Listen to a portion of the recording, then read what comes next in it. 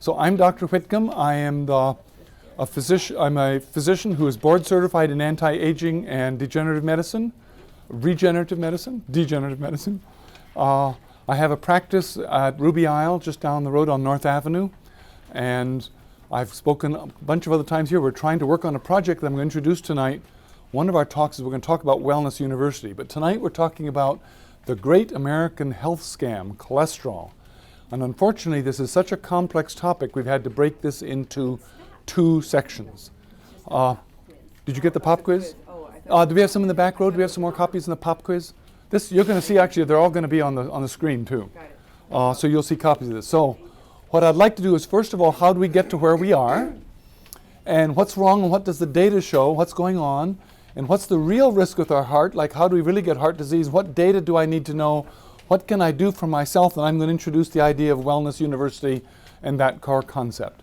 So this is what we'd like to cover tonight. We're not going to get all the way through all the concepts of statins. Statins will be 2 weeks or 3 weeks from now. We'll finish part 2.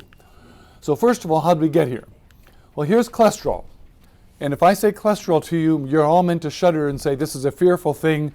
And because every one of you has been told that your cholesterol is dangerous, and you can't turn on a TV at 9 o'clock at night without having an ad telling you how wonderful you'll be and how you'll be able to leap through the neighborhood and you'll be able to run like a 20-year-old if you lower your cholesterol with a cholesterol drug. They're doing that intentionally because about half the people on cholesterol drugs get such bad muscle pain they can't walk. So they want to make imagery of people who can run and exercise, which is basically a lot of Madison Avenue shenanigans. In any case, we all feel anxiety. The truth is, cholesterol is harmless. Slide number 1. Cholesterol is harmless, and my task in the next hour is to prove that to you. And so here we go. How did we get here? Well, for those of you who are alive and reading the news when Eisenhower was the president, right after World War II, Eisenhower had a heart attack, and then he had 7 more over the next 20 years. And the poor man got beaten to death because he was in the news every time he had a heart attack. And there was huge discussion about it, and it got all of America thinking about what causes heart disease. And so people were looking around and saying, what's the cause of heart disease? And we were looking at arteries, and when you look at an artery, you see all sorts of gunk in there. If somebody who had a heart attack, you see stuff that looks like these plaques, and that look like cholesterol. And so he said, well, there's these plaques in the arteries, so that must be the cause of it.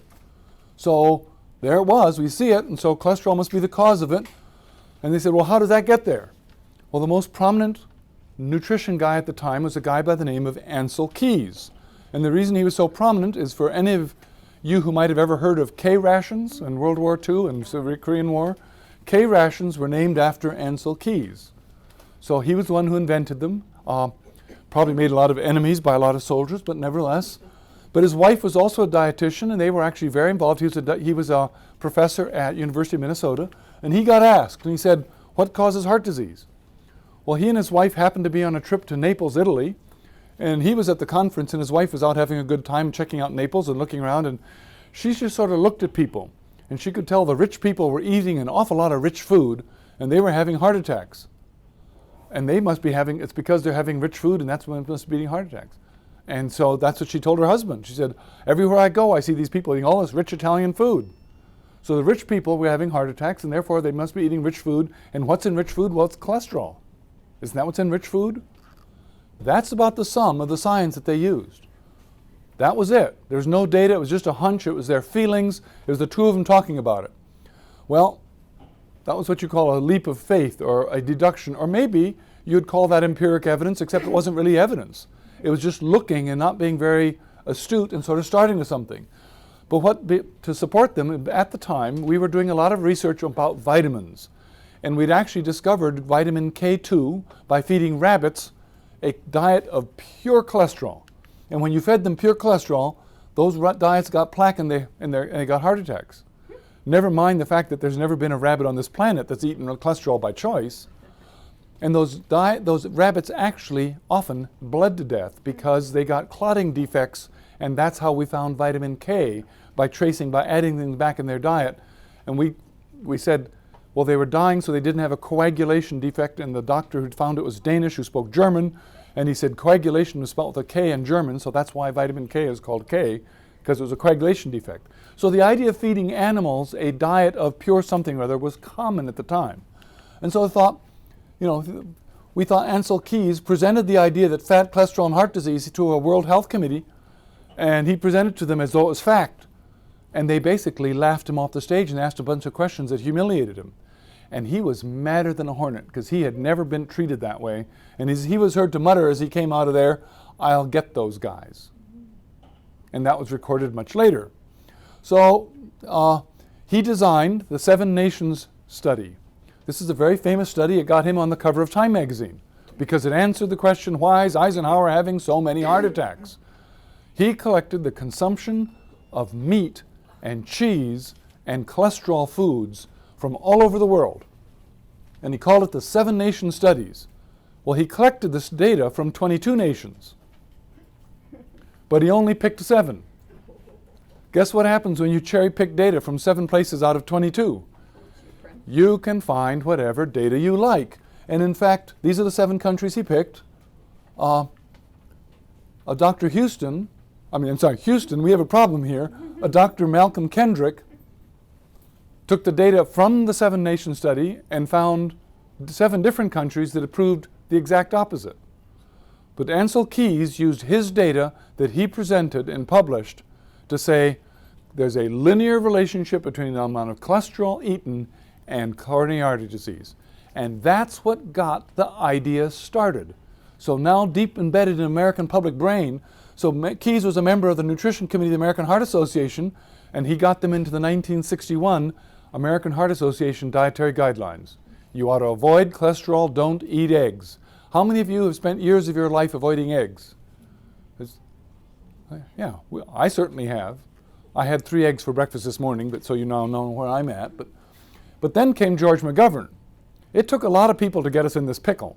And George McGovern comes along and he says, he was the chair of the Senate Committee on Health and Nutrition that had just designed food stamps. He was going to wipe out poverty in America and he was making sure everybody got fed.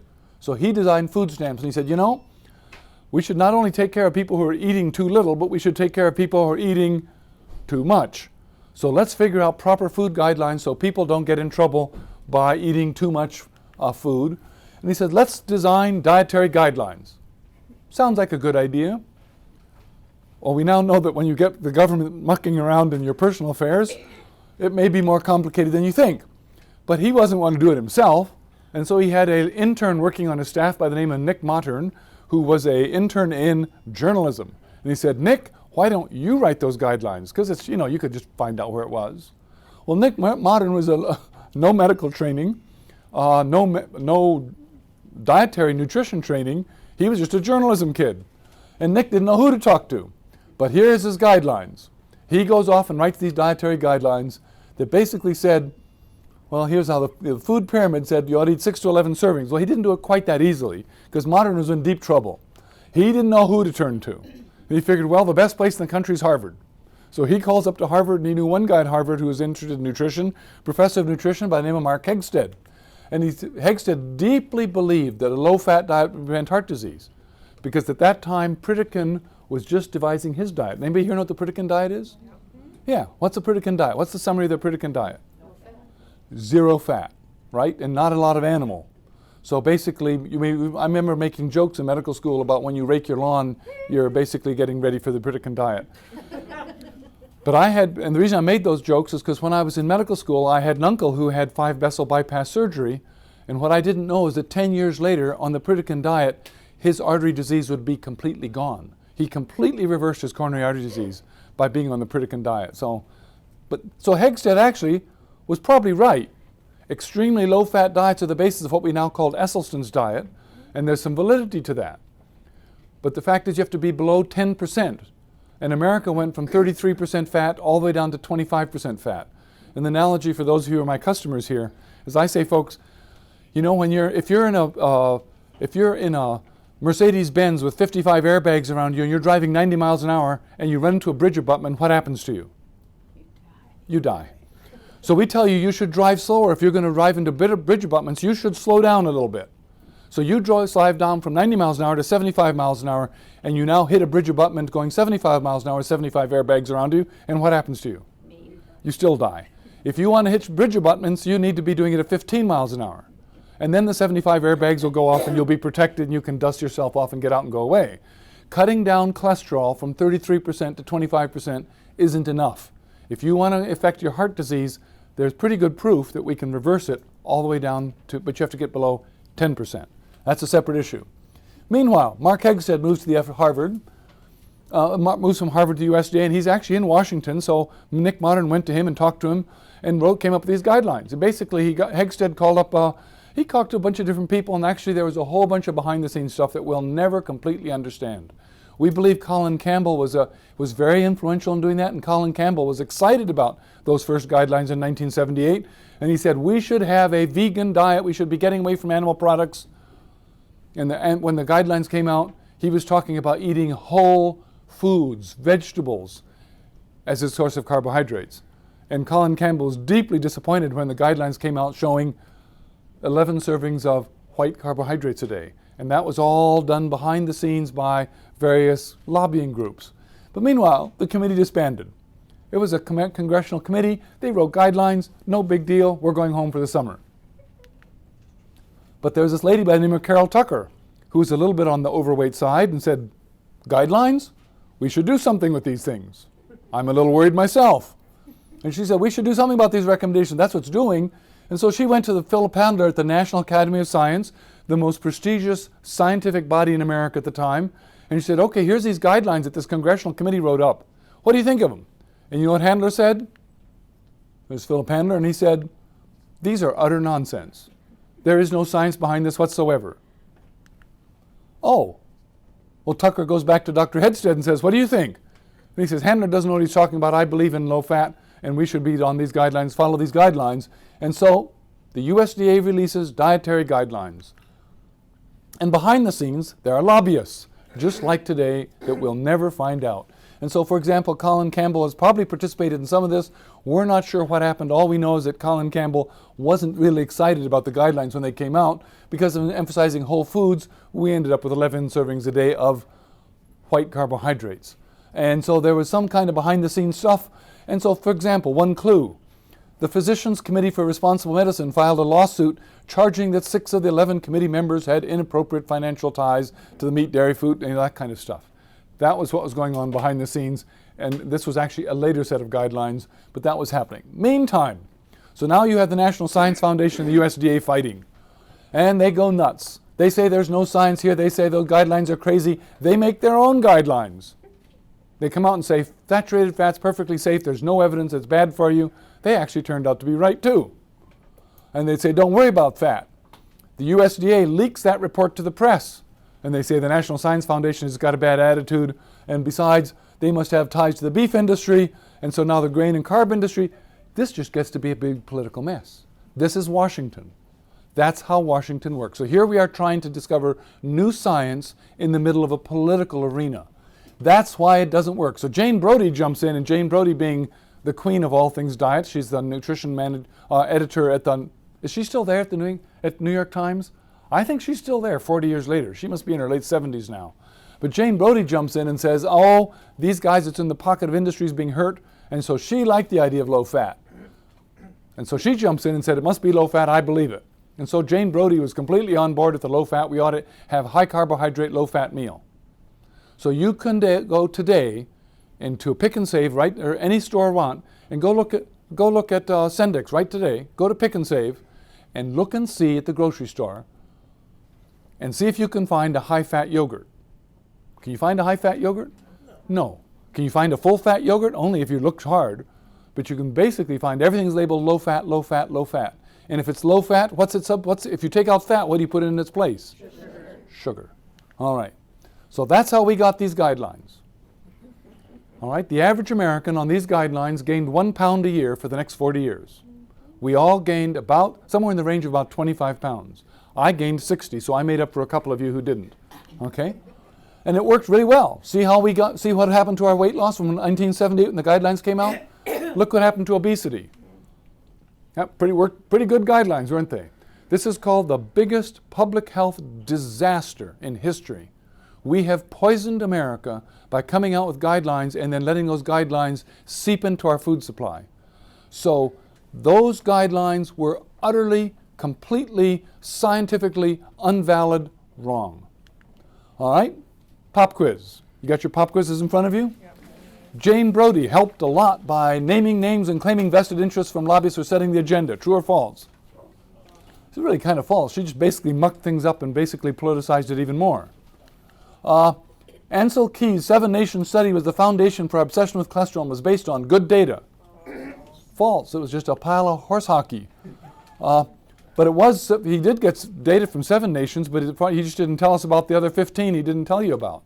And when you take all 22 together, his data was meaningless. He had no data whatsoever. Our first food pyramid was based on sound science. False. False. False as false can be. Lots of politics and sort of half science.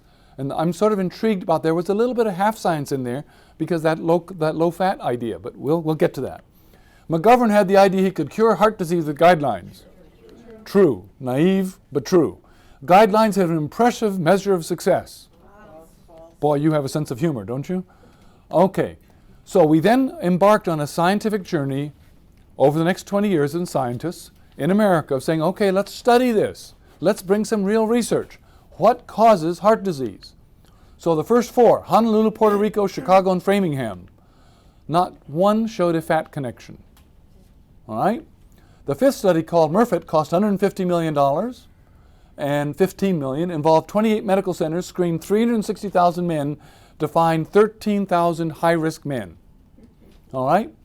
The intervention group was told to stop smoking, eat less fat, and exercise. The intervention group had 17% versus 19% cardiovascular deaths, not clinically significant cardiovascular deaths, but overall, more deaths. Overall, more deaths. So, 5 studies, 0 for 5. They had a slightly reduced reduction in 1, so 4 of the 5, 1 had slightly fewer cardiovascular deaths, but overall, more deaths. So that one didn't work. All right, let's try again. The Lipids Research Clinical Coronary Primary Prevention Trial, 4,000 men selected from 350,000 screened men, all with high cholesterol, and they were given cholestyramine versus placebo. They had a slight lowering of their cholesterol. Cardiac mortality dropped ever so slightly. But it was a drug trial, not a diet trial. And because it dropped slightly, somebody made the presumption, well, that means you should be on a diet of less cholesterol. But this was with a drug, it wasn't a diet trial. So there was a sort of a leap of faith there. And it was basically the leap of faith was if it's lowered by any means, that's better for you. And it wasn't lowered. Mortality wasn't lowered very much.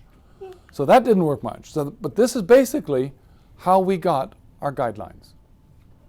Here's how we got our research, and this is what was the beginning of our research stuff. So the NIH holds a consensus conference and says, let's see what we say. So George Mann, for example, from Vanderbilt and one of the Framingham Heart Studies said, researchers have held repeated press conferences bragging about their cataclysmic breakthroughs. They have manipulated the data to reach the wrong conclusions. There wasn't a consensus in the community at all.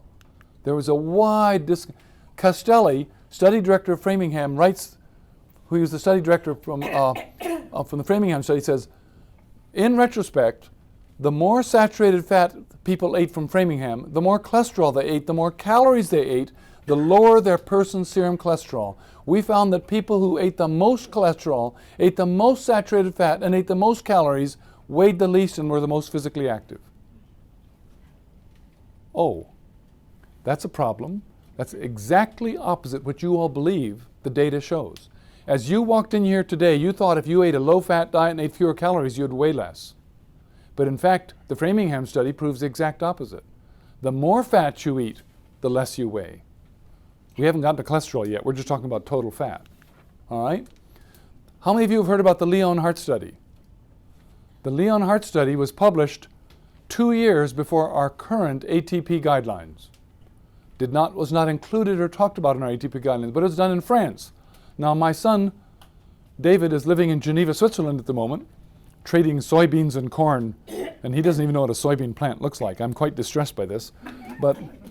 And he no longer claims he's from Wisconsin because he says, when you're trading soybeans, Dad, I tell everybody I'm from Iowa. And he says, then everybody goes quiet in the room and goes, oh, really?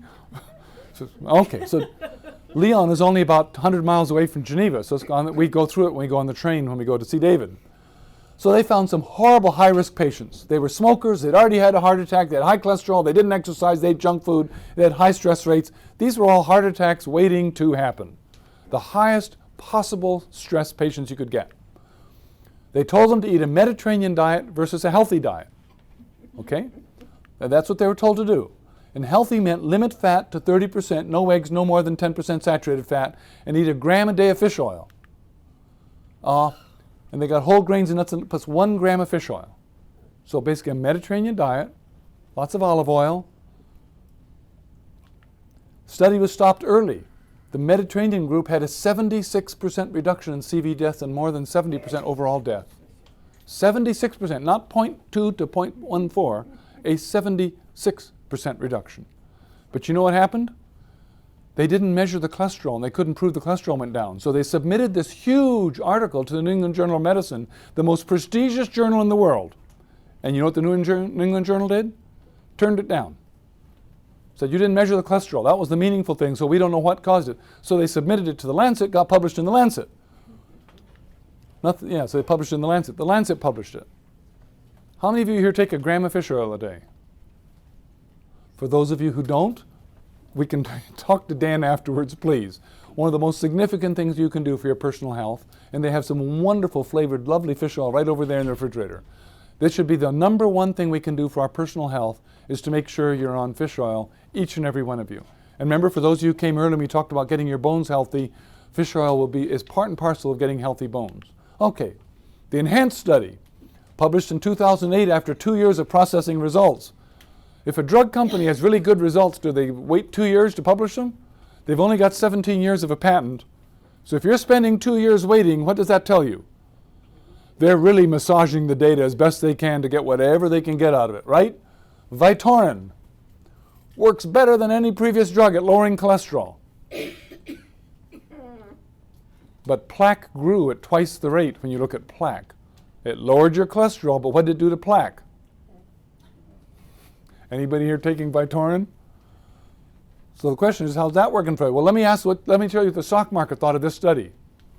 That's what happened to their stock when that study finally came out. So why did they wait 2 years?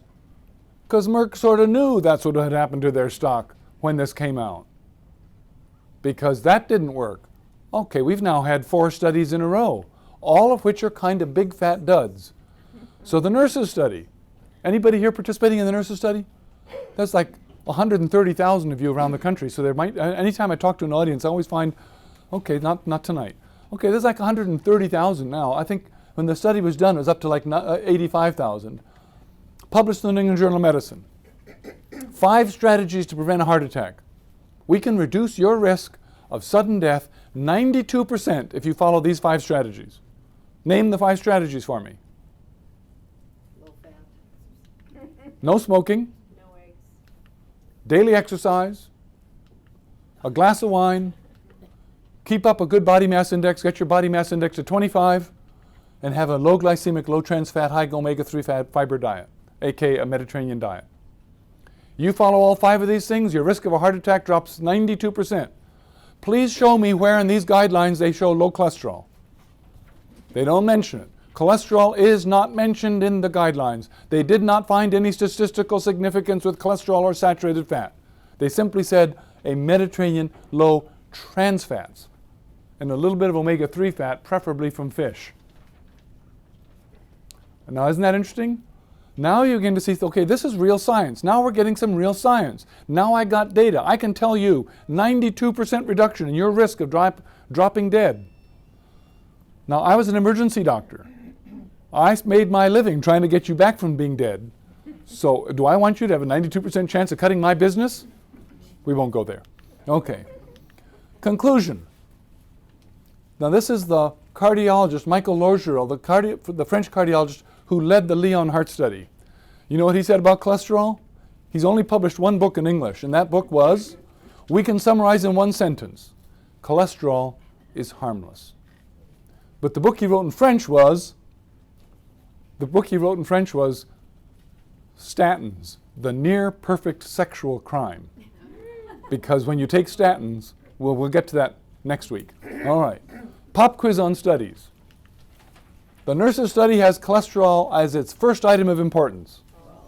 That's for any of you who pass on your handout to somebody. Make sure they don't see that it's true, because if they look at that handout, they might think they'd guess it. Not even mentioned, found to be irrelevant. The Leon Heart study showed a 76% reduction of mortality with fish oil and wasn't published by the New England Journal of Medicine because it didn't mention cholesterol, which wasn't reduced. That would be true. Enhanced study showed Vytorin lowered cholesterol impressively, but plaque grew at twice the rate. Bother. Meantime, let me promise you, Big Pharma that's putting out all these anti-cholesterol drugs is paying attention, because they're doing a lot of research on it. They're saying, okay, we've got all this muddy science. What do we do here? How do we change this? There's this deep belief, there's a deep cultural belief in American cardiology that cholesterol was a problem. So we've got to dig an issue here. And what you find is, and I've over the course of my career, I've worked with drug reps and all sorts of folks in the pharma industry for years, and I could tell, looking back, this is what they were doing, and I was being very cleverly manipulated. But they were paying attention. And what you see is the cardiologists, is the big pharma paid big bucks to make sure they had advocates at every hospital who would lecture on their behalf. And these were the guys, because they did lecturing, they got to be known as the expert. Well, guess who prepared their slides for them? And guess who had published their data for them? I've had pharma come to me and say, would you do a study based out of the ER? We'll provide the nurse to do all the research and we'll write the paper for you. All you need to do is sign it. Okay, that's what they do. And so guess what they get? So get these doctors have the time to put into committee meetings, because if you're getting lots of money from pharma to do all this research and you're getting money to pay for it, then you have time to put into committee meetings, and then you get elected to committees, and you go from state committees to national committees. And when you're on a national committee, you can write guidelines for a national association because you're the expert. And then you write the national guidelines, and what happens if you're a healthcare system? Well, it should be no surprise that 7 of the 9 physicians who wrote our last cholesterol guidelines had ties to pharmaceutical industry. And now that you have national guidelines, now along comes, name the 5 healthcare systems in the Milwaukee metro area, and they've got quality assurance committees. And what are they going to do? Are they going to follow their own guidelines, or are they going to follow national guidelines? They follow national guidelines. And not only that, Big Pharma comes along with a whole bunch of tools to show them, here's some statistical tools you can follow. And when you follow those tools, they've got guidelines to show, well, if you follow these tools and you're meeting these guidelines, and healthcare systems are trying to find ways of ensuring quality, and they want Medicare to show that they're showing quality, and Medicare comes along and says, we want you to prove quality, and if you prove quality to us, well, we'll prove quality by lowering cholesterol. So many health systems now pay doctors extra income when they meet certain quality standards. My pay depended on it when I was at a healthcare system. I'm no longer at a healthcare system. I'm now 18 months past. I can now speak my free mind. There are major healthcare systems in the metro area that pay about up to 10% of their physicians' compensation to make sure they're following quality assurance guidelines. And when they follow that, you just might ask your doctor when he tries to put you on a statin, do you have a quality assurance guideline about following statin use? Just ask that simple question, because I promise you they will say, oh yeah, we're checking quality, and they say it sincerely, like it really should be happening. All right? What that means is your doctor is being paid more to make sure you're on statin, and your physician is intensely anxious if you aren't on that statin. And many of you have experienced that pressure when you've gone to see your doctor. And they say, why aren't you taking a statin? Have you had that? Yeah, I had taken a statin in the past, and he asked me, well, that didn't agree with you and so forth, and he wanted to give me the next one, which my insurance wouldn't pay for, so now I'm on a third one that I haven't started yet because I'm going, nah, thanks. I need to see you in 2 weeks when we finish this talk up, but we'll keep going here, okay?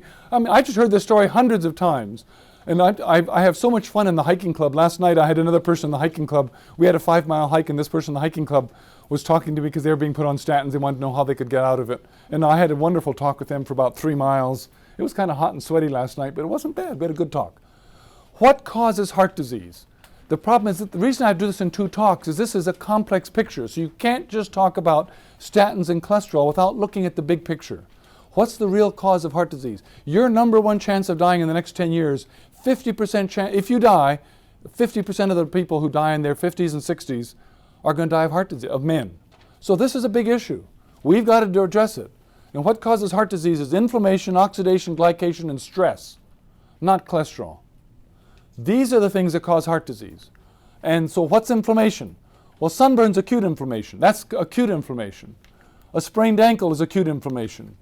That's acute inflammation. An injury or some kind of chemical event, that's acute inflammation. Chronic inflammation is invisible. Acute inflammation hurts. Chronic inflammation kills. And what's chronic inflammation? Well, chronic inflammation is basically what's going on inside us when we have things like oxidation of LDLs. When we get damaged LDLs within our system, that's called oxidation. So that's why we talk about antioxidants. And we get oxidation and glycation. And oxidation is when you get an extra electron on there. And so there's all sorts of ideas, but the best example of oxidation is you cut an apple slice up and leave it out in the room and watch it turn brown. That apple slice is oxidating. Well, you're turning brown inside all the time. If you, after having this wonderful talk, if you go straight down Brookfield Road to Kopp's Ice Cream and have a 3-scoop ice cream to make over from this horrible talk, you'll be internally oxidizing because of that high blood sugar that you'll get from that. So where does the damage start? We now know that the damage of heart disease starts on the endovascular endothelium. The physiology has been pretty well worked out. It's the biggest organ in your body. It's the last barrier between the outside world. It's only 1 cell layer thick, but that body looks at little inflamed LDLs and inflamed things going through your blood and goes ballistic and puts out inflamed messages and says, oh dear, we've got to stop these things going on. There's danger going on. They call up white blood cells, and they call up those white blood cells to come on in and help clean up that mess of those oxidized LDLs. That's the pathophysiology of heart disease. What's cholesterol? Well, cholesterol is a component of membranes. It's a waxy fat that's apparent to most hormones. It's critical for memory. It's critical for immune function. It helps transport fats in the liver. I'm going to go through that. It doesn't dissolve in water. So here's an LDL. Here's an LDL. It's got a lipid membrane around the outside, so it makes a drop. It's got a whole bunch of cholesterol and lipids in here that's moving from your liver, where it makes fat, to your fat cell, where it's going to store fat. So when you eat too much carbohydrate, we're going to get to the sequence in a minute, but we wrap cholesterol up in a package that's wrapped in protein, which allows it to dissolve in blood. And this is the transport mechanism that allows it to transport in blood. And the ApoB protein is the docking mechanism, like the space shuttle. It's the docking mechanism that plugs into your cell and that allows you to disgorge some of this stuff into the cell so you can pass it on. All right? Big fluffy LDLs are pretty harmless. Big fluffy LDLs can't squeeze between cells in your endovascular endothelium. Small, hard LDLs, little small ones. So when you go to see your doctor and they insist on measuring your cholesterol, you want to measure the size of your LDLs and see if they're little. If you got little, dense ones, that's a problem. If you got big, dense, puffy ones, nobody's worried about big, dense, puffy ones. You know what happens when you eat a slice of bacon to the size of your LDLs? They get big. Nice. So in HDL, same thing. Big HDLs are good for you. They're what bring fat back from the cells backwards, back to your liver. And so we want big puffy ones because, again, big is good and small is not so good. And there's a couple diseases like with rheumatoid arthritis where we've allowed the HDLs, and it's turning out to be quite a more complicated picture. HDLs aren't always good fats, but they're as a general principle. And the worst kinds of LDLs are actually called MG mini LDLs, which are coated with sugar. The more your LDL is coated with sugar, in other words, the higher your sugar is, in other words, the more carbohydrates you're eating, the more your LDLs are going to have sugar on them, and these are the main enemy. And the more diabetic you are and the older you are, the more you have these dangerous HDLs. So getting rid of sugar and diabetes and glucose is the real journey we have to be on. So the real enemy is oxidized and glycated LDLs. That's the stuff that sticks to your artery, gets through the wall, and starts the process of making plaque when you're 10 and 20 and 30 and 40 years old. That's how we get in trouble. And we can make it worse by smoking and barbecuing and having lots of high blood sugar and lots of high food. But it's not the LDL, it's the glycation of the LDL that causes trouble. And the glycation is basically glucose sticking on it. It's getting glycated, it's getting glucose stuck on it. And that comes from having too high a glucose. So I know that's a little bit of complicated physiology, but let's just see if I can pull you through this pop quiz. The real causes of heart disease are inflammation, oxidation, glycation, and stress. And we're going to finish those 4 up over this week and next week. We'll keep talking about them. LDLs are transporters of lipids. They are problematic only when they become oxidized and glycated, which is singed and sugared. True, in a nutshell. It's high sugar that causes glycation oxidation of LDLs. True or false? True. That's true. You're getting the drift. So I'm going down the road. If it's sugar is the problem, it's not fat that's the problem. So that begins the process. These small cells can penetrate back in our artery, and then white cells trying to come clean them up, and those white cells get all stuffed up and they die, and now you've got a dead cell with all this cholesterol in it. And so more cells have to come and try to build up, and they say, oh my gosh, we have a problem here, and they try to encase it all, and before you know it, you've got a plaque full of gunky, waxy cholesterol gunk that's been there for years and years and years. And you have white cells keep on trying to get, and they can't get ahead of it, and so you can't clean it up. And then a heart attack happens when that plaque breaks and makes a clot. This is when you come to see the doctor in the emergency department. Way too late. So the real enemy is sugar. White flour, oxidation, glycation, diabetes, LDLs. So let's get to the real source. So if you want to put out a fire, where do you aim the fire extinguisher? At the bottom of the fire, right? You don't aim it at the top, you aim it at the bottom. So we got to treat this problem at the source, which means we have to understand the source, which means we have to understand the endocrinology of food. Every metabolic event in our body is controlled by hormones. The food we eat has powerful hormonal effects. Food isn't just calories. It's messages that you set off in your body. And a food is a mix of complex messages depending on the complex food you're eating. So food is the most powerful drug you'll ever encounter because it causes such dramatic changes to your hormones in ways that are hundreds of times more potent than drugs. Hundreds of times more potent. And the most potent signal is mediated through what? Insulin. We need to understand insulin because insulin is what your body uses to control sugar. It's our storage hormone. Insulin responds to carbohydrates very rapidly. We're all trained. I was trained that insulin is your blood sugar controlling hormone. Anybody heard differently? It's your fat storage hormone. It's not your sugar hormone. It's your, you had it right. Fat storage. It's your fat storage hormone. Insulin is your storage hormone. We're going to explore that a little bit. You eat carbohydrates. In response, you put out insulin to respond to rising levels of blood sugar. So it does respond to sugar because that's a superficial level, but it's not a teleological. It's not a 30,000-foot picture that looks at the big picture. Insulin is really, the job of insulin is to keep sugar going into storage in a tight range so you don't glycate yourself. If you glycate yourself, if your sugar gets too high, you get sick pretty quickly. So the humans are designed not to let themselves get glycated until you're finally getting really way out of control. But fundamentally, the job of insulin is to control calories.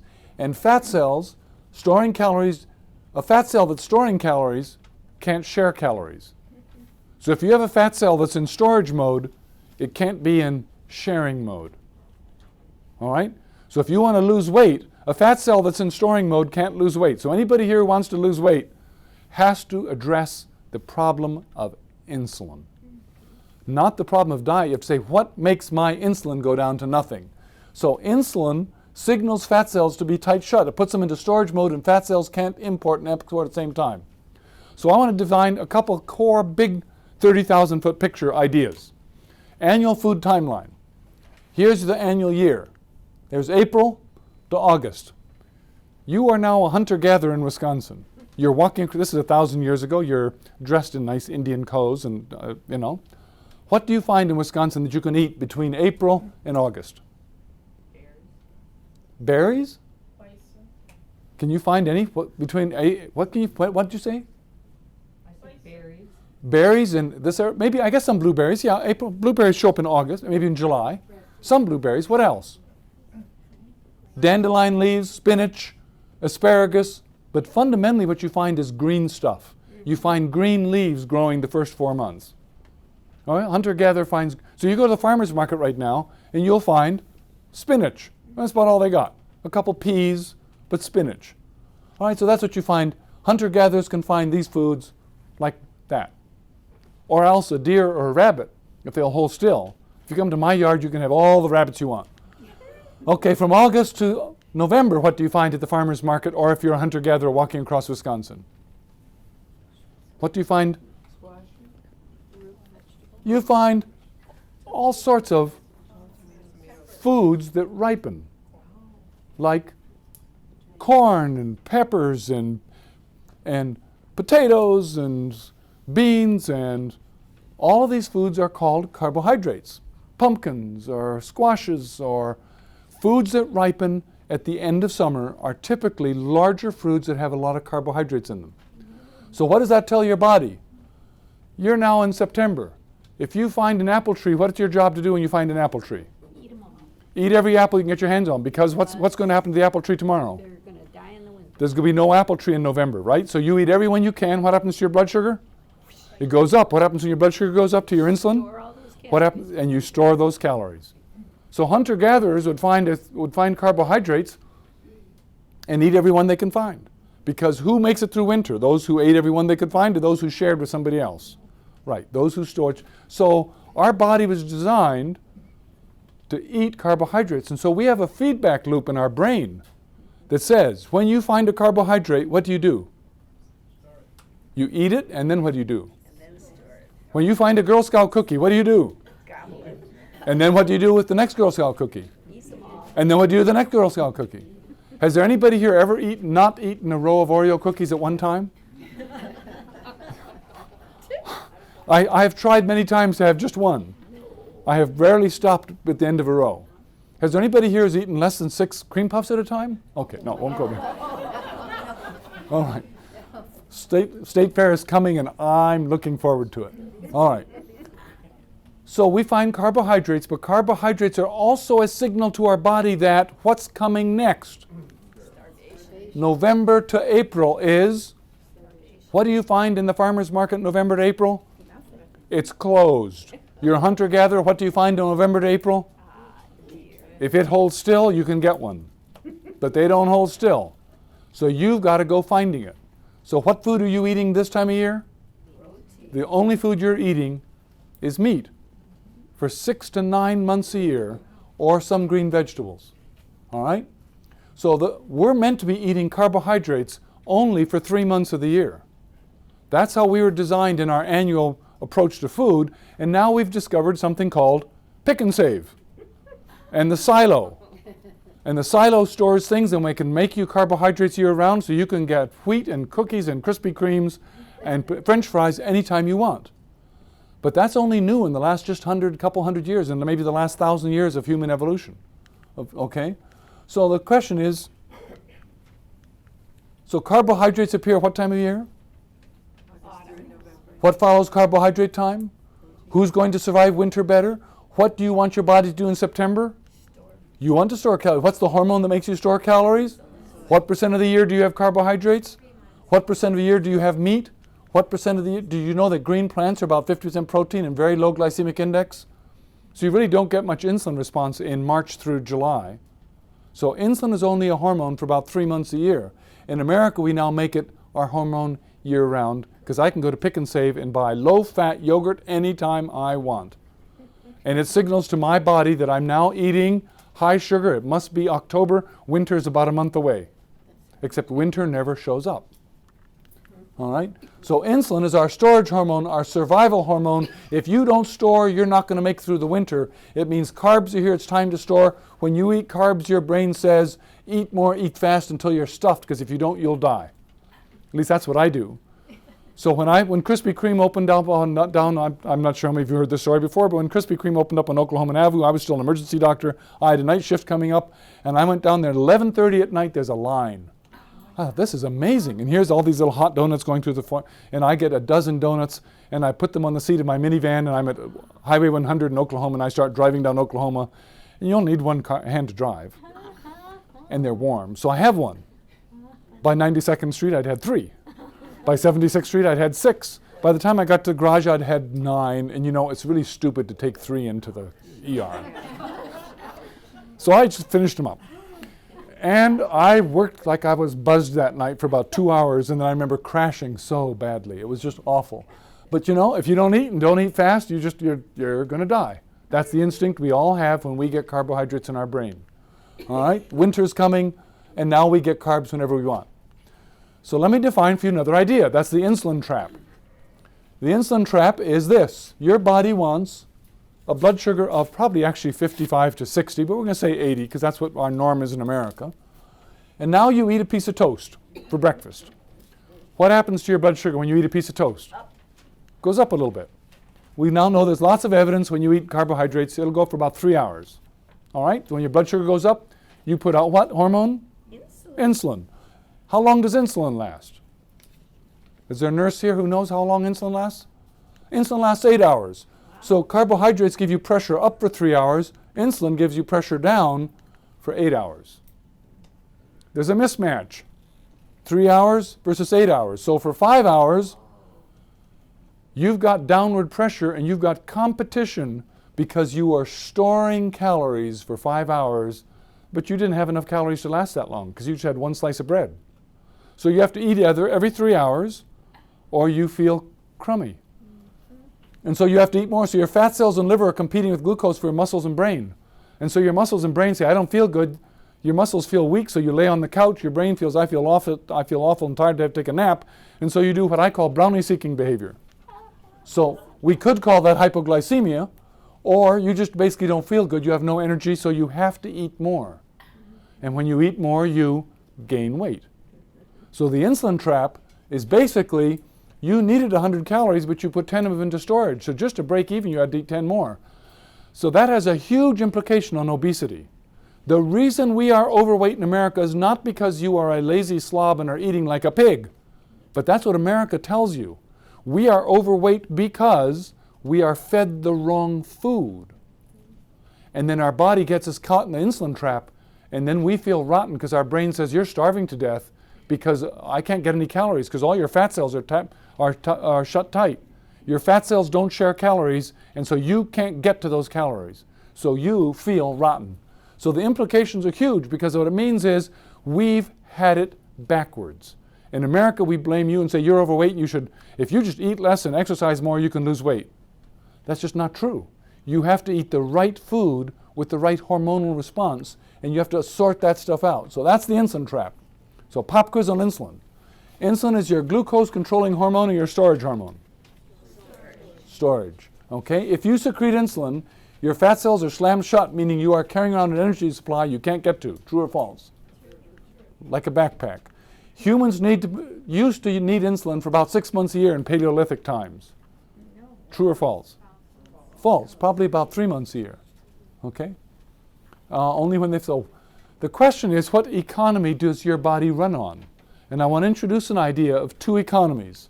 There's the glucose economy. In the glucose economy, your body, each of us, human bodies, can store about 1,500 calories of glucose in the form of glycogen. So your liver has about 600 calories and your muscle cells have about 600 calories. All right? So 1,500 calories. That's why if the lion is chasing you across the African savanna, your job is to run faster than her, because then the lion can get her, right? And you want access to that insulin, to that glucose very quickly. So glucose is there, it's rapidly mobilized, but we can only store about 1,500 calories in that. Now most women need about 2,000 calories a day, so that's not even a day's supply of calories. However, the average woman in America is 30% body fat. If she weighed 150 pounds, she's got 50 pounds of fat on her. 50 pounds times 3,500 calories per pound is roughly 150,000, somewhere 170,000 calories. So the average woman has 170,000 calories that she's carrying around like a backpack that she can't get to. You can't get to it, as long as you have insulin around, because insulin slams this door shut. This whole world is shut tight. And it's shut tight because as long as you're in glucose mode, what time of year is it when you're in glucose mode? It's September. And we're in storage mode in September.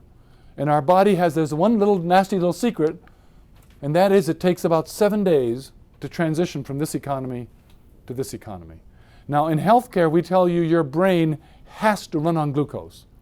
Everywhere I go, I've been told, your brain has to run on glucose. That's patently false. It's not true at all. Your brain can run completely on ketones, and ketones are broken down fats. But it takes about 7 days for your brain to transition. And your brain is such a valuable organ, your body is very polite and makes sure you're not getting glucose for about 7 days before you transition. So for those of you who tried the South Beach diet, what does the South Beach diet do for you for the first 7 days? You have a very regimented, absolutely not one carbohydrate, so you can get over that transition time. It's about 7 to 10 days of transition time. And meanwhile, you check your urine every day with ketone sticks. You sell ketone sticks, don't you? And so if any of you want to try this, Dan has ketone sticks you can buy, and the ketone sticks you can check your pee, and if you got ketones in your pee, your fat cells are opening up. And when they open up, you're losing weight. So the glucose economy is activated in a carbohydrate-rich environment. It's best suited for rapid storage of calories. It's driven by insulin, and hunter-gatherers' time is a quarter of the year. It requires precise timing and allocation of calories to break even, because fundamentally, it's designed to be storing. When you're in glucose mode, you're designed to be storing calories. And to not gain weight when you're in glucose mode is a tight wire, which all of you know. You've been spending your life trying not to gain weight, and you're on this terrible tight wire because you can't get out of it. So if you combine that with intense exercise and a very low glycemic food, you can possibly, maybe not gain weight. And you feel really bad when you get out. So the question is, if you want to lose weight, well, then we have a whole another talk another day about losing weight effectively. The fat and protein economy can only tolerate about 1.5 grams per kilo per day of protein. So if you weigh I weigh 100 kilos, which means I can stand about 150 grams of protein, so I can take about 500 to 600 calories of protein a day. Most women need about 300 and 350 calories of protein a day. So if you're not eating carbs, and you're only eating 350 grams of protein a day, what other kind of food's left? Fat. So a healthy diet should be 350 calories a day of protein and 1,600 calories of fat. So what's wrong with that?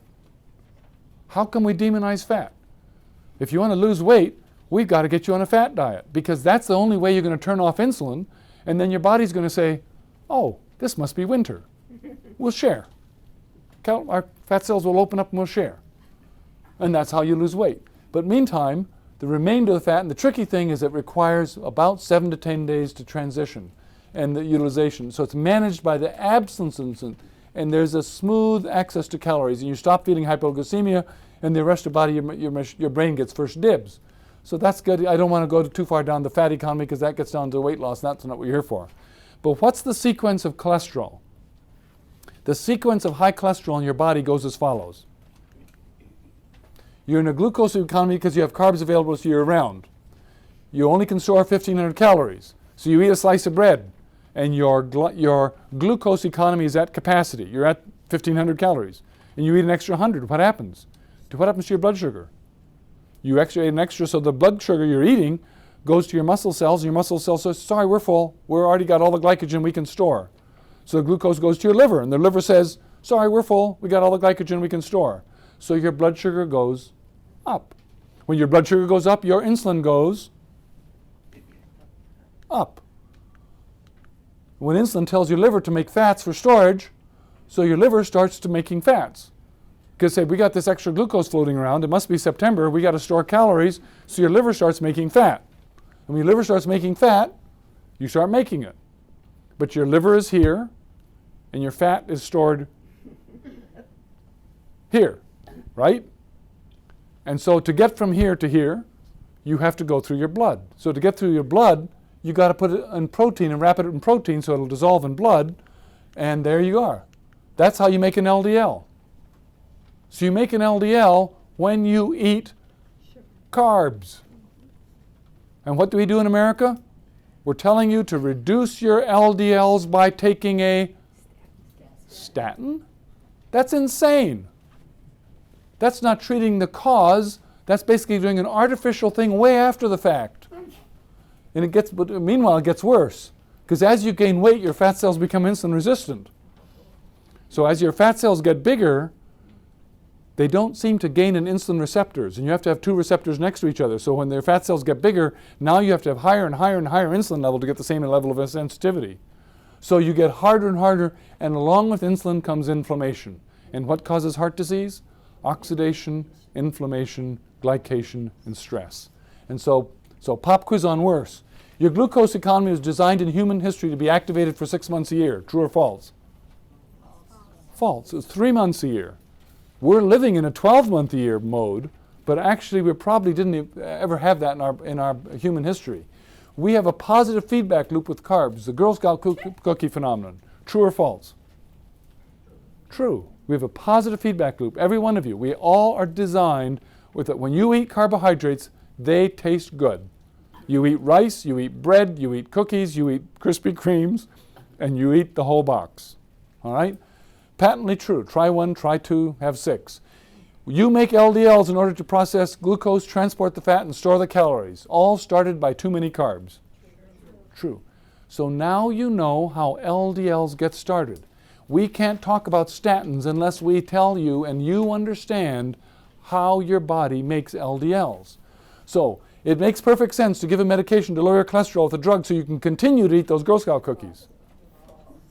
Doesn't that suddenly strike you? Don't you understand how patently ridiculous it is to treat yourself with something that lowers your cholesterol, which is simply a transport mechanism to get your fat from your liver to your hips?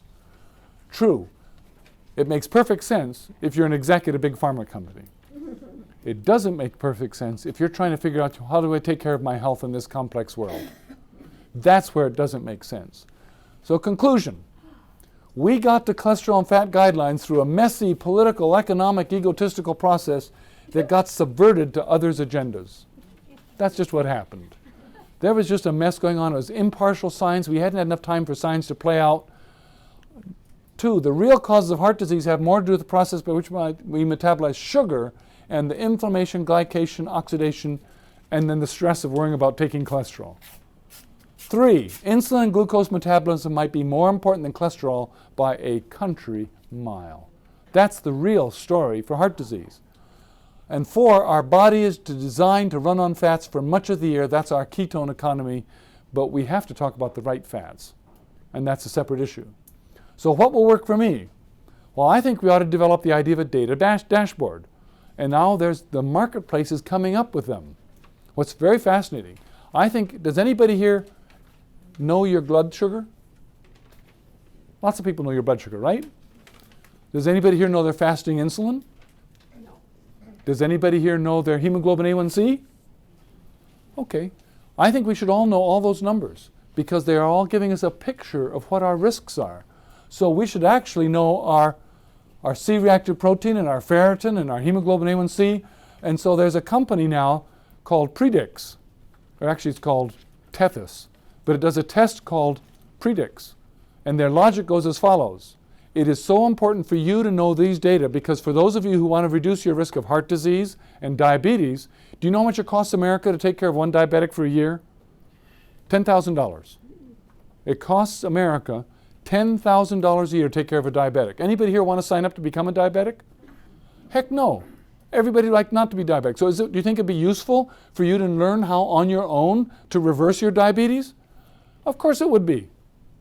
So the Tethys company went to every insurance company in America and said, we'd like to give people their own personal data dashboard so they can reverse their coronary artery disease and reverse their diabetes and get off their high blood pressure meds and get off their cholesterol meds. So they came up with this test called Predix. And the deal was, we'll do it for cheap if you always allow your customers to get it for free. Free. Now, the 7 things in the test actually cost about $2,000 if you order them individually, and the Predix company does do it for cheaper. They do it for $600, but if you have any kind of insurance other than Medicaid, they won't take Medicaid. But they will do that test, and you can get it as often as you like. So you want to start on a diet and get the predicts test, and then you can try a month later, check it again, see what's happened. My insulin level went, so the best I've seen so far was somebody whose insulin level went from 90 to 4 in 1 month. I personally went on simulated the January thing, and I ate nothing but absolutely, I told my wife, I'm going to do Atkins for a month. And she said, great, you can cook. So I cooked for the month of January. I ate not one molecule of carbohydrate, and my insulin went from 9, which is in the normal range, it's kind of the average Americans, but it's not below 5, to 2 in 1 month. But 90 to 4 was the most impressive. The person who came to me with an insulin level of 250, after the second test they were still only at 220, and they hadn't lost any weight, and they were having a hard time not eating bread. So they hadn't lost much weight. So losing weight, controlling insulin, reducing stress, eating right fats might be where the story's at. Here's what the Predicts company looks like. They do this test, they give you a summary, and then they give you a score, and you can test month after month. You can sort of do, so if those of you like to Google what the test looks like on the internet, you can look up images of Predicts and you can see what it looks like. So meantime, we're starting in the Wisconsin Integrative Medical Society. I want you to introduce an idea we're playing with, what you think about, and that's the idea called Wellness University, and just my ad for that, where we're going to get sort of 12 core lectures with 8 electives. Then we get these 12 for them. We're going to say we're going to give you your wellness passport or your wellness transcript. And we're talking to a couple different colleges and universities at the moment to see if we can get them to give us academic credit. And what we've just given you here is lecture 25 out of 32. They aren't part of the core lectures because the core lectures are a little bit more basic physiology, but they have elements from many of the core lectures. So that's just an idea that I thought you might have fun with. We've started, MD Custom is the place that's really piloted it, and so you get lots of lectures here every month, and if you keep watching, they've always got new lectures, and many of you have come to other ones in the past. So I'd encourage you to come into those, but I'll also encourage you to pay attention to our annual Wisconsin Integrative Medical Society meeting, where we'll have more of the lectures available, and over time we're going to provide transcripts for you so you can sort of check off as you get them done and get yourself wellness competent. And I'm not sure if anybody's got a good idea for what we should call that transcript. I'd love to have ideas what to call that transcript. So, cholesterol part 2 is going to be in 3 weeks. So questions, can I take any questions?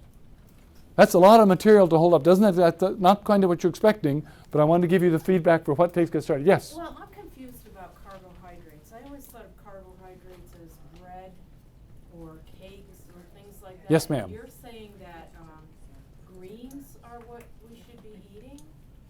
Just green vegetables? What I want you to eat is something that gets yourself to that keeps you at a insulin level below 5. And that would be individual for each person. When you eat carbohydrates, your insulin level is going to rise briefly, and it all depends on the formula of what your body is like and how you process and the genes your mother gave you and your grandmother and your parents before them. Talking about fruits, apples, things like that. Are those bad carbohydrates? No, they're wonderful foods for you. Oh, okay. If you've controlled your weight and you're not gaining weight and your cholesterol is fine, if you have a healthy weight and a healthy genetic profile, those are great foods. You should have them as part of your normal menu. But if you're trying to lose weight, or if you're trying to reverse coronary artery disease, they might be a problem for you. Or if you have a high blood sugar and you're diabetic, they might be a problem for you until you lose weight and until you get your insulin controlled. What we're trying to do is control inflammation, oxidation, glycation, and stress. And so once your insulin level's low, then your hemoglobin A1C will be low and your glucose will be low, and you won't have any of those things happening, and you won't be getting Alzheimer's, you won't be getting heart disease, you won't be getting cancer. There's a variety of our diseases that can get markedly better when you control them. And so, for example, spinach. Spinach is 50% protein and 50% carb. But the carbs are very complex carbs and get digested very slowly and get into your system at a very slow rate. But bread has been changed dramatically. And bread used to be a whole grain that we've now turned into talcum powder and baked it into a loaf. And so the glycemic index of bread is about 80, and the glycemic index of cracked wheat is 30. So cracked wheat has a very different biological profile on you than white bread. And Krispy Kremes are about 370, at least when you eat 12 of them. What's the thyroid connection to cholesterol? The thyroid connection to cholesterol is interesting. When your thyroid is a wee bit low, your cholesterol levels all rise. So people who are quite hypothyroid have rotten cholesterols. That's one of the hallmarks of thyroid disease. So back in the 70s, when we were just learning how to sort out the TSH story, you'd see lots of women in there with, horrible thyroid disease and grave, horrible thyroids. And boy, you put them on thyroid too quickly, they'd have heart attacks because their cholesterols were sky high.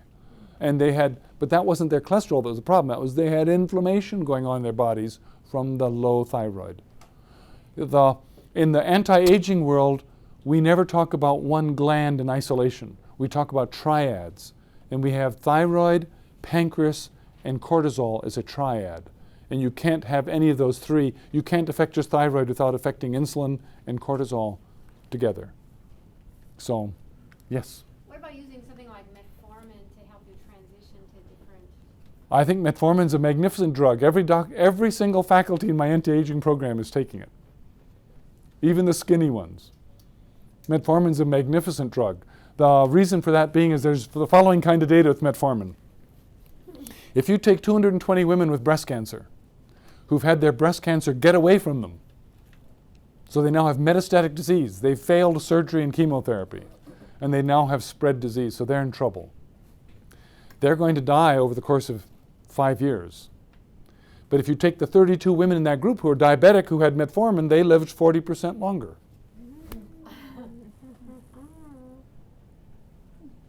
Cancer can't live. Cancer cells, Science News 3 weeks ago had an article, they're now doing MRI scans of mitochondria. Does everybody here know what a mitochondria is? You know, your muscle cells have about 400 mitochondria in them. Your heart cell has about 5,000 mitochondria in it. And the mitochondria is the energy factory that makes energy. Well, cancer cells, that may be what causes cancer. They have broken mitochondria and they can't process energy efficiently. So cancer cells have to make up for that by having a huge amount of glucose. Well, if you get yourself on metformin and lower your glucose, you're basically starving those little cancer buggers to death because you're lowering their glucose. So every one of my cancer patients, I'm putting on metformin. Okay? And including me and my wife. So, yeah, so I think metformin's going to be a very, very interesting drug. For this issue with the glucose and the insulin, and that would be helpful to help someone. Pardon? For the issue which you were speaking of with the glucose and the insulin, that would be helpful for someone to use metformin to Oh, yes. assist them in transitioning to the I think metformin's a wonderful drug. Okay. Right. Yes. So there's really no value to getting lipid levels? Well, there's value because it keeps your boss happy when you have to do your HRA at work. No, there's really no value to getting lipid levels. For those who get my emails, if you'd like to, I did an email about 6 weeks ago on a wonderful meta-analysis from Japan that looked at survival and lipid levels. And what they found was cholesterol. They took American Heart Association guidelines, below 160, that the American Heart Association says is healthy, 160 to 200, which American Heart Association said is watchful, 200 to 240, which American Heart Association said is uh-oh, and over 240, which American Heart Association says is downright dangerous. Guess what they found? Who lived the longest? Those who had cholesterol over 240. Who lived the shortest? Those whose cholesterol was under 160. Meta-analysis, 350,000 people. Published literature just this year. It's like, okay, maybe we have a problem with the way we've been looking at cholesterol. Maybe our entire national structure of cholesterol has been, the Japanese have taken cholesterol completely off their Japanese Heart Association regimen. They don't measure on Japan. They said, stop doing it. This is a waste of time. It's stupid. And the only reason to measure cholesterol is because it gives you a method of looking at how badly you're handling sugar. And so you could effectively say the only reason to measure it is to see if you have small, dense LDLs or big, fluffy LDLs. That's the reason to measure your cholesterol. So get an NMR study and see the size of your LDLs to see if they're small. Is it helpful to do, if there's a family history, to do one of the heart scans to know what the calcification is? Oh, yes. I think heart scans are wonderful. Waukesha has now jumped into the fray, and Waukesha has now, up till now, the Wheaton folks are doing it for $129, and now Waukesha is doing it for $99. So my advice is everybody join in and tread on over to Waukesha. And I'm not real fond of radiation, so I don't want you to do that too often, just willy-nilly, but boy, it's a wonderful baseline drug, and when you're only doing this much of your heart, they're not getting a huge amount of radiation, so there's pluses and minuses for it. But for postmenopausal women and men in their 50s, I think everybody should get a baseline one. And if That's it's an MRI? elevated, I mean, if you have calcification, what should the remedy be? Come talk to me. I've got a whole regimen. Last week I have somebody who's been working with me for 6 months. We've done like 10 different things, and his score went from 420 down to 350 in 6 months. We're real proud of him. So this is Waukesha, Memorial? We're Waukesha Memorial Hospital. And this is And you don't even need a prescription. You don't even need a prescription. You can walk in and just give them 99 smackers and they'll do it for you. It's called what now? It's called a cardiac calcium scan. Oh yeah, I'm real pleased. And I think what they're trying to do is they're trying to get on the marketplace of Aurora and Fredert, who have been dominating the heart disease marketplace. And so Waukesha and Wheaton is trying to get in, because what they really do is if you have a score of 0, which many women your age do, which is, God bless you, lucky woman, then you get to go have a Krispy Kreme or two. But what they want to do is they want to find if you have a score of 150, and then they say you ought to see a cardiologist soon. And I would say, do you want to see I have a cardiac cath and have all go down that road, or do you want to come talk to me and I'll show you how to reverse it, and it'll be a couple medical visits and a little bit of a pat on the back and balancing some hormones and getting you on some nutrients and supplements and measuring the important stuff. The Predix test, you can get the Predix test multiple times for free. And it's a wonderful guidepost because it's free. It's not quite free. I charge $15 for doing it. I have to ship it and handle it, and so it costs you $15. So they went back to free as opposed to a couple weeks ago we were talking that they're going to start charging or something? No, they're back to free. Yes, no. We started out, that was the drug rep made a mistake. He thought he had to charge for it because he was a new guy. He made a mistake. No, we found out, and the company said, no, it's free. Right, yes. So there isn't a Predix website, it's through. You can't go to a website and get it. You have to go through doctors. You have to come in through, because I have to write an order for it. So you have to go through doctor's offices. There's like 6 of us in the metro area now doing it. Also, is there a side effect to stopping one's statin? Is there a side effect to stopping one's statins? Is it advisable to stop it like immediately if you decide that's best for you? Or Come in 2 weeks. I personally think everybody should be off statins, but I'm going to give you the evidence to show you exactly who should be on it. But for my intro clue is there is no good evidence that women who've not had a heart disease should ever be on a statin, ever. Unless you are talking about the value of the stock for Merck. Okay? Yes? I went to my doctor and got the battery of tests and so forth, and he did a cholesterol screen, and I said, well, I'd like to know what the sizes of my LDL and HDL are. And he said, well, we don't do that, and it really doesn't pay for you to do that, and you don't need to know. And I went, really? Sounds like somebody who's basically living in the world of national guidelines, following precise data, and just doing population studies as opposed to taking care of you. Right. Well, I want to create for you a data dashboard that you understand. And what you should know is you should know exactly what that means. The world has gotten awfully flat. And I tell you, I can't tell you how much fun I'm having in my practice because half my customers know more than me. Because when you have access to the internet and you're passionate about it, you can find more information than I can. So my job is basically to give you judgment and context and direction. But it's so much fun. I have so many passionate people come into my practice, and every day I get to be taught because they come in, they've learned so much, and they just bring stuff in and show me what they've learned. It's so much, I'm having a hoot. Because in fact, the world is flat, and you can learn it on your own, and you should. It should be your responsibility. It should be your life. It's your health.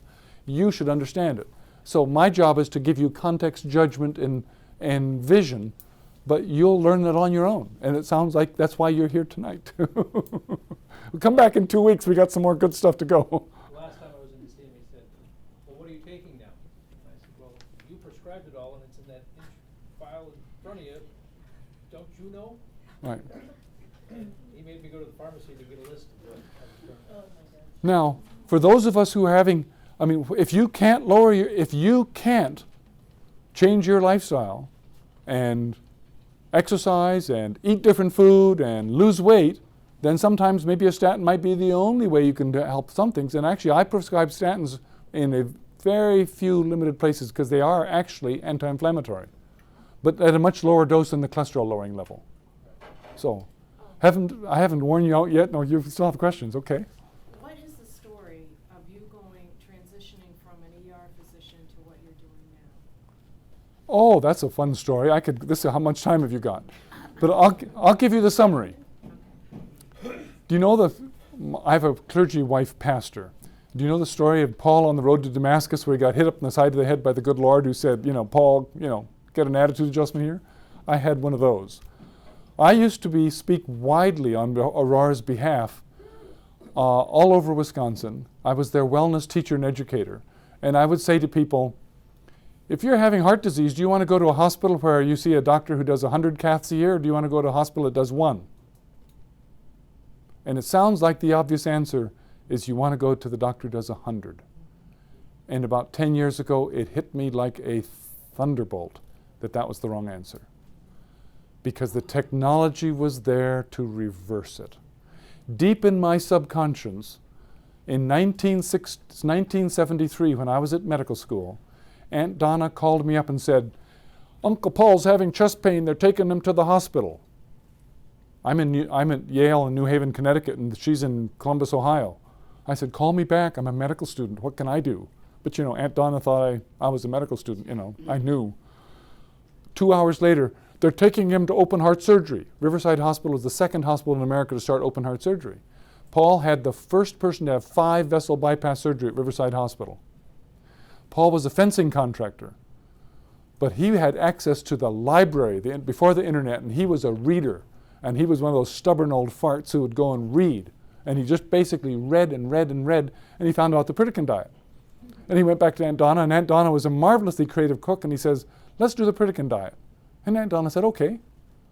And he lost weight, and he got kind of slender, and he retired, and he started working on a windmill at his little mini farm, and 10 years go by, and he felt great. And his cardiologist called up and says, come on, where you been?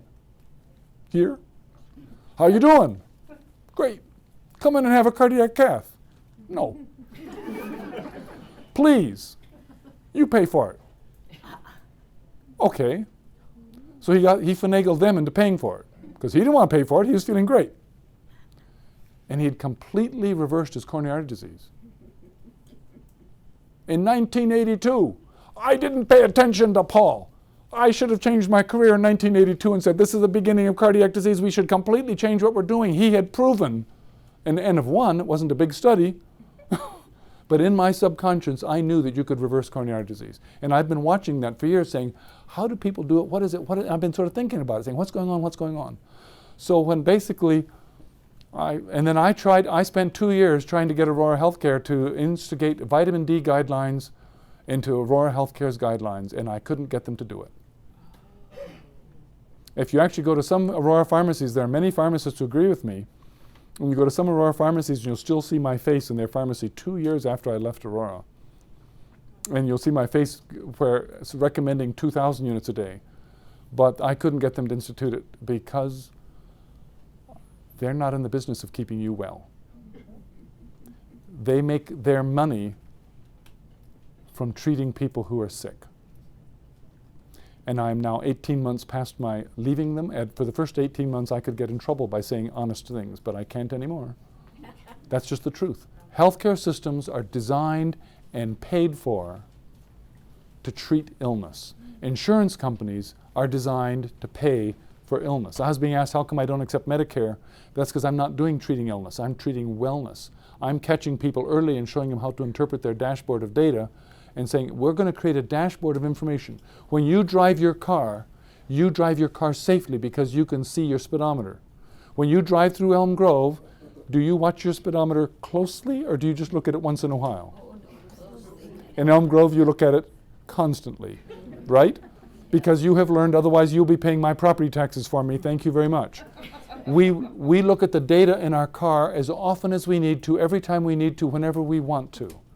You should have access to that kind of data on your own as well, because then you're managing your life. My job is to teach you, and that's what we're going to do in Wellness University, is to teach you how to make those judgments and decisions properly so you can manage your own self. So that's what we do in my practice, is I'm teaching people how to manage their own stuff. There's things you can do that help that. There's pretty good evidence that you balance your hormones, get your thyroid figured out, get your estrogen, testosterone figured out, get, those sorts of things. We can make a huge impact on your longevity. So basically, I arrested Aurora Healthcare because I couldn't get them to start a functional medicine practice inside Aurora. They said nobody would pay for it. And I have proven to them that people are paying for it just fine. I'm having a wonderful time doing what I'm doing. So I have my business card at the window if you'd like to have some. Yeah, any more questions? You've all been a very gracious audience. I'll keep asking questions, but if I give anybody permission to leave, you're welcome to go, and thank you for coming. So, yes, question? Yeah, not a question, just Oh. an endorsement. Oh, okay. I'm one of your patients. Okay. Well, I can't reveal that, but Well, I can. I came into your office, I was suffering from fatigue, chronic fatigue syndrome, I think it might be called. I'm 72 years of age. You and I have been together now about 3 months. 3 months. 3 or 4 months, something like that, and the difference in what you have done to me is Yeah. just unbelievable, incredulous. Thank you. Well, it's so much fun doing what I'm doing because I have so many wonderful patients. It's just fun because, like I say, the world is flat and people come into all the time and they found out stuff that I can't have learned yet. And so I've learned from my customers too. So it's a two-way street. So appreciate that. Yeah. Thank you. I have a question. You're recording this? Uh-huh. Yeah. Is there any way we can get it on a disc? It'll be on the internet in about 2 weeks. Okay, great. And I think I'm trying to figure out how my website, making the connection on my website to these talks, because this will be the second one I've recorded. So we're trying to make them available. For those who are interested, I've been writing my email. If you go to www.news in nutrition, all run together. It's on the pop quiz here. It's now when you type that in, it comes up #1 on Google. It's finally got onto page 1 about 6 months ago, and now it's actually #1. So there's enough connections and links to it. But you have to run it all together to be #1. If you write news in nutrition as 3 number words, I'm still on page 2. But you can see all my emails for about the last 6 years on the emails I've been writing. How do you spell that, metformin? METFORMIN. Oh, M-I. Metformin. All right, thank you. So thank you all for coming tonight. We'll see you in 2 weeks, and bring a friend, and we'll get ourselves nice and tight in here. Okay, appreciate that.